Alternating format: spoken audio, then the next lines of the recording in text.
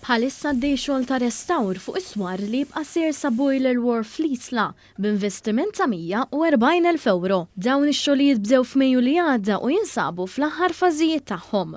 F'konferenza tal-aħbarijiet l-erba' filgħodu, il-perit Amanda De Giovanni spjegat fid-dettall x-xogħlijiet li saru u qed isiru. Hija tenniet li l-ħajt tal-fortifikazzjoni kien f'kundizzjoni ħażina ħafna, b'xogħol tal-ġebel fi stat ta' deteriorazzjoni kbira u bżoni f'riskju ta' kollass. Dan is-sur kien fi stat ħażin ħafna, berjas li kienu ikkundannati minħabba l-periklu kienu qed joffru kemm lin-nies u anke lill-karozzi li kienu jipparkjaw fil-viċinanzi.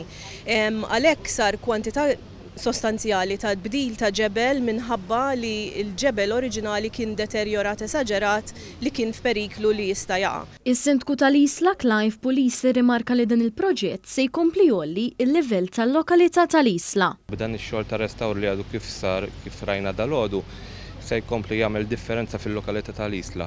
Żona kienet ta' periklu kbir, kien ikollna diversi elementi minn residenti, bekk bħala kunsill lokali ħadna azzjoni mad-Dipartiment tar-Restawr flimkien ma' Fondazzjoni tal-Kottonera u minn hemmhekk bdejna niddiskutu biex illum qed naraw dan ix-xogħol sabiħ li ħajkompli jolli l-valur tal-lokalità tagħna tal-Isla.